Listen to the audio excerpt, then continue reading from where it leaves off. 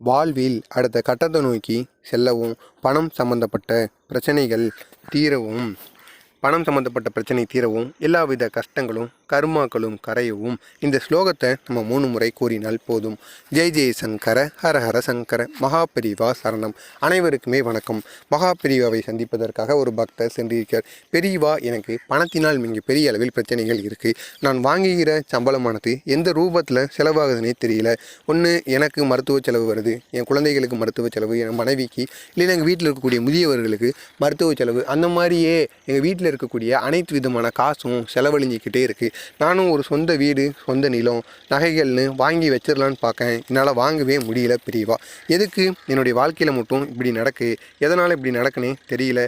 நானும் இப்போ வாடகை வீட்டிலேருந்து ஒரு சொந்த வீட்டுக்கு போயிட்டு ஒரு நல்ல ஒரு வாழ்க்கையை வாழ்ந்துட்டு எனக்கு இருக்கிற கஷ்டங்கள் எல்லாத்தையும் நான் நீக்கிடலாம், இருக்கிற கடனையும் நான் அடைச்சிட்டேன். இருந்தாலும் என்னால் பணத்தை சேர்த்தே வைக்க முடியல. வாங்குகிற சம்பளமானது அப்படியே போய்கிட்டே இருக்குது அப்படிங்கிற மாதிரி காஞ்சி மகானிடம் ஒரு பக்தர் கூறியிருக்கார். அதற்கு பெரியவா, நீ காசை சேர்த்து வைக்கணும்னு நினச்சாலும் உன்னால் முடியாது. நீ செஞ்ச கர்ம வினையா, இல்லைனா உன்னோட முன்னோர்கள் செஞ்ச கர்ம வினையான்னு தெரில.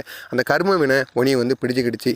அதுவும் பணம் சம்மந்தப்பட்ட கர்ம வினையாக இருக்குது. அதனால் உன் கையில் பணம் தங்கவே தங்காது. நீ சொந்த வீடு, சொந்த நிலம், எதை நினச்சாலுமே அது நடக்கவே நடக்காது அப்படிங்கிற மாதிரி பெரியவா கையை விடும்படி அந்த பக்தருக்கு பேசியிருக்கார். பெரியவா, நீங்களே இப்படி சொன்னால் நான் என்ன செய்கிறது? நீங்கள் தான் எனக்கு ஏதாவது பரிகாரங்கள், வேறு ஏதாவது வழியில் காட்டணும் அப்படிங்கிற மாதிரி பெரியவாவிடம் அந்த பக்தர் கேட்டதுக்கு அப்புறமாக, பெரியவா, நீ இந்த ஸ்லோகத்தை மட்டும் 3 முறைகள் தினசரி கூறிட்டு வா அப்படின்னு. இந்த ஸ்லோகத்தை தினசரி 3 முறைகள் கூறிட்டு வரும் பொழுது உனக்கு பணம் சம்பந்தப்பட்ட பிரச்சனைகள் எதுவாக இருந்தாலும் அது தீரும்.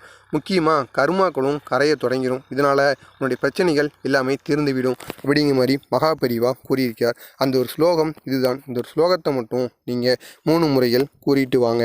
ஓம் நமோ பகவதே வாசுதேவாய தன் வந்தரையே அம்ருத கலச கஸ்தாய சர்வ ஆமய விநாசனாய திரைலோக்கியநாதாய் ஸ்ரீ மகாவிஷ்ணவே நம.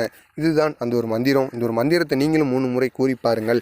இதனால் மிக பெரிய அளவில் நன்மைகளானது நடக்கும். நீங்களும் இதை செய்யுங்க. உங்களுக்கு தெரிந்த நண்பர்கள், உறவினர்கள் அனைவரையுமே இந்த ஒரு செயலை பண்ணிட்டு வர சொல்லுங்கள். மறக்காமல் நம்ம சேனலை சப்ஸ்கிரைப் பண்ணி வைத்துக்கொள்ளுங்கள்.